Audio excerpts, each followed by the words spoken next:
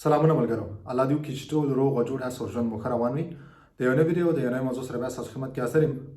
ملګرو، ستاسو د پوښتنه مې پوښتنه راخیستې ده. دغه پوښتنه تکراري ډېر ځلې شوې ده او هغه دا ده چې زما 9 میاشتې کېږي یا 8 میاشتې مې کېږي یا 10 میاشتې مې کېږي ما انټرویو ورکړې، تر دا ده ماته جواب نه راځي. آیا زه اوپرا سره اړیکه نیولی شم؟ څنګه اړیکه ونیسم او ولې دومره وخت اخلي؟ دغه پوښتنې ډېرې زیاتې کېږي. ما په ډېر مخکې په دې باندې یو ویډیو هم جوړه کړې وه. کیدای شي څه ملګرو کتلي څه نه وي کتلي، او نو بیا غواړم چې په دې اړه باندې یو څو خبرې تاسو سره وکړم. ګورئ ملګرو، اول پوښتنه دا ده چې انټرویو راتګ او بیا د انټرویو جواب راتګ، دا دواړه مکمل ډول باندې د اوپرا په لاس کې دي او هره دوسیه فرق کوي. اوس که یو کس دی هغه له 3 میاشتې بعد انټرویو راځي، ضروري نه چې بل کس دی هم 3 میاشتې بعد راځي. داسې خلک دي چې هغو له 3 کاله بعد انټرویو راغلی، داسې خلک دي چې هغو ته 1 میاشت بعد راغلی انټرویو، داسې خلک دي چې هغو ته 6 میاشتې بعد راغلی ده. مختلف وختونه دي، مختلفې دوسیې دي، د دې مختلف هغه چې کوم کیس ورکران دي هغه ټول مختلف دي.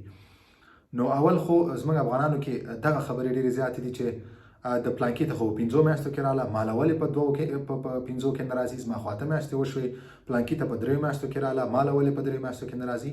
نو ګورئ ملګرو، د هر کس د هر ملګري دوسیه فرق کوي. هیڅ تاسو خپله دوسیه د بل کس پورې مه تړئ، دا غلطې خبرې دي. بل دا چې د هر کس دپاره ځان له کیس ورکړي چې هغه ستاسو دوسیه هغه څېړي، ستاسو دوسیه ټوله ګوري، هغه د هغې مسؤل دی.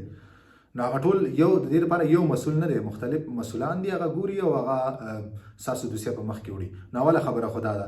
دویم، هر کله چې تاسو انټرویو ورکړله، جواب چې کوم دی دا هم مکمل ډول باندې د هر کس جدایي یا د هر کس دا د کیس ورکر پورې اړه لري، د اوپرا پورې اړه لري چې هغه کله تاسو ته جواب راولېږي، په هغې باندې هغه کله فیصله کوي، بیا هغه کله راتاوېږي. نو دې لپاره د اوپرا خپله یو کرایټیریا ده، یو خپل یو سیستم دی، هغې سیستم سره هغه مخکې ځي او تاسو ته جواب درکوي. اوس که بعضې ملګري دا وایي چې پلانکي ته جواب په 6 میاشتو کې راغی، ماله به هم په 6 میاشتو کې باید راشي. نه، دا غلطې خبرې دي. ستا دوسیه ځان له ده، د هغه دوسیه ځان له ده، ستا کیس ځان له دی، د هغه کیس ځان له دی، ستا ولایت ځان له دی، هغه ولایت جدا دی. نو دا ټول هر څه جدا دي ستاسو. نو دې دپاره فیصله کول، کیس ورکران، دا هر څه جدا دي. نو وخت به هم جدا وي. نو تاسو خپله دوسیه د بل پورې مه تړئ.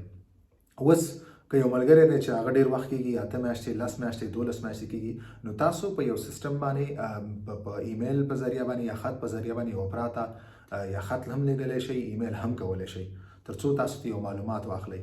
نو هغه تاسو د سوسیال په ترو هم کولی شئ او خپل هم کولی شئ. سوسیال ته تاسو ورځئ، هغه درته وایي چې زه درته ایمیل یا خط لیږم اوپرا ته. نو هغه د سوسیال کار دی، سوسیال درته مخکې ایمیل هم کولی شي او اوپرا ته ستاسو دپاره او خط هم لیږلی شي. نو دا د ستاسو سوسیال پورې اړه لري. که چېرې تاسو یې خپله کوئ نو تاسو خپله هم کولی شئ. تاسو یو خط اوپرا ته لیکلی شئ چې ما په پلانکي تاریخ انټرویو ورکړې ده، تر دا ماته کوم اپډیټ نه دی راغلی. یا تاسو ورته ایمیل هم کولی شئ اوپرا ته. د اوپرا ایمیل تاسو د اوپرا د سایټ نه اخیستلی شئ او ادرس خو تاسو ټول ته معلوم دی، ادرس یې د ګوګل نه اخیستلی شئ. یا تاسو ته چې کوم د انټرویو لپاره خط راغلی و، په هغې باندې د اوپرا ادرس دی او تاسو خط ولیکئ او بیا هغه ادرس باندې تاسو ولیکئ، نو هغه به اوپرا ته هلته ورشي. دا تاسو مطلب کم سے کم 6-8 میاشتې وشي، هغې نه بعد تاسو کولی شئ. د دې لپاره څه شرط نشته چې تاسو څومره وخت بعد یا ایمیل کولی شئ یا خط لیږلی شئ اوپرا ته، تر څو تاسو معلومات واخلئ د خپل انټرویو په اړه باندې. دا تاسو پورې اړه لري. خو دا طبیعي خبره ده چې دا وخت اخلي او دا وخت چې کوم دی هیڅ چا دپاره هم هغه حد نه دی معلوم، لیمټ نه دی معلوم چې تاسو موږ په میاشت کې جواب درکوو یا کال کې یا 13 میاشتو کې یا 5 میاشتو کې یا 8 میاشتو کې. نو دې لپاره تاسو منتظر اوسیږئ. ضرورت نشته چې تاسو ټینشن واخلئ. د فیصله د اوپرا په لاس کې ده. اوپرا خامخا ستاسو په دوسیه باندې هغې باندې هغه فیصله کوي او تاسو ته به خامخا جواب درکوي. په دغه دوران کې دغه 8 میاشتو کې یا 12 میاشتو کې یا 5 میاشتو کې تاسو کوشش وکړئ تاسو فرانسوي درس ووایئ، ژبه زده کړئ. ژبه ډېره ضروري ده، کارونه ډېر زیات دي.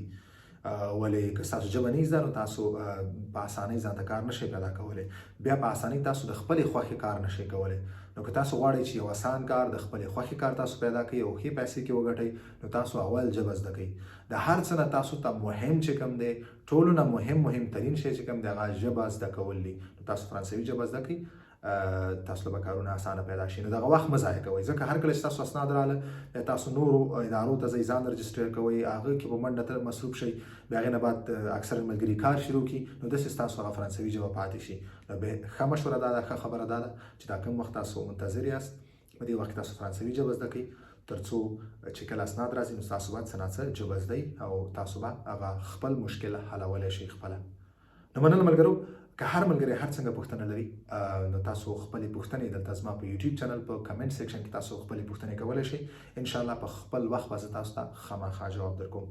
نو مننه ملګرو، تر بلې ویډیو پورې په الله سپارم، په مخه.